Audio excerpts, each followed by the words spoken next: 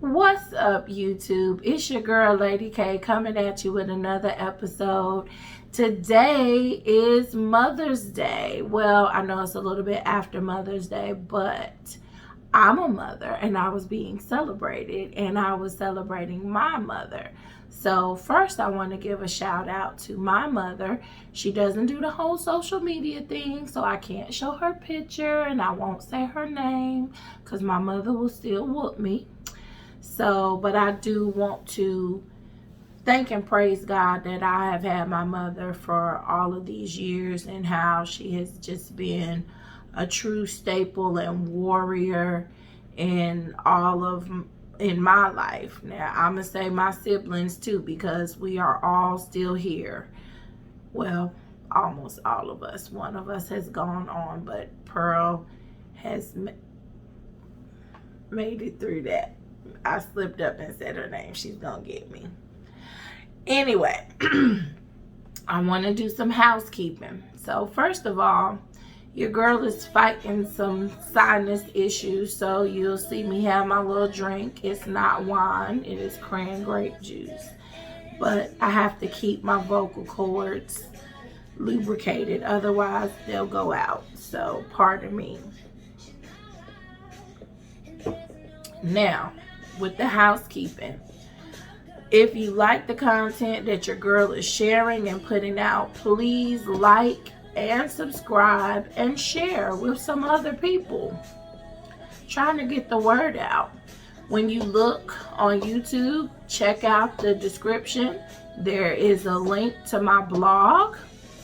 Also, your girl is going to be having her homegirls on a whole nother webisode, podcast. We're not sure exactly yet, but that is coming sooner than you think. So keep your eye out for that. If you see this on Facebook, there will be a link to that episode coming up. So also want to say that I do not own the rights to any music that has ever been played on my show. I just enjoy music, and of course music moves the world. And do y'all remember, now this might be telling my age, but do you remember in The Preacher's Wife when Courtney B. Vance was the preacher and he was preaching, and his wife, which was Whitney Houston, was directing the choir? And so he would start saying something, and then she would direct the choir, and they would hit a note or a verse of something to back him up, and then he said something else and the whole choir went leaning, and he turned around and looked like, what are y'all doing? So she stopped. That's how I think.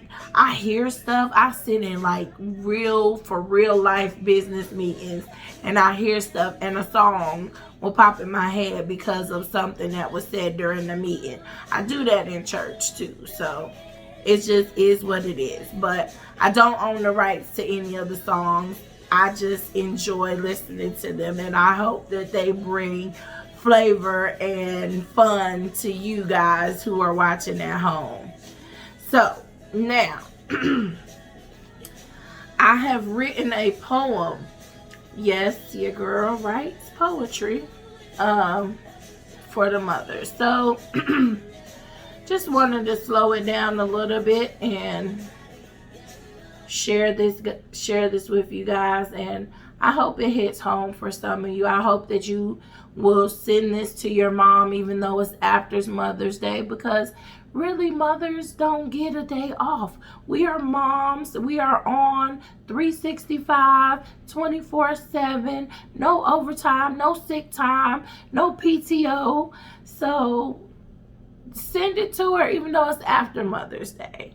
And this goes out to all of the ladies who have been like mothers to me, who have been mother figures, who have just adopted me in all areas of life. I've got work mothers, I've got church mothers, I've got my real mother. So I am blessed beyond measure. So I hope that this resonates with you.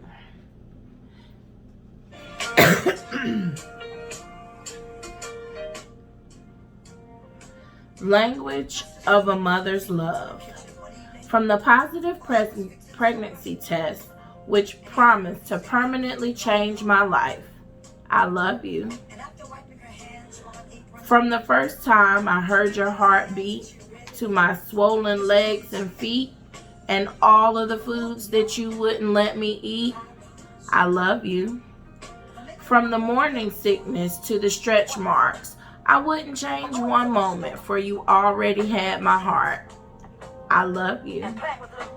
From the showers that celebrated the anticipation of your arrival, up to this very day, I still pray for your survival, because I love you. From the first time I felt you kick, to when those labor pains hit, and the doctor said, one more push, this is it.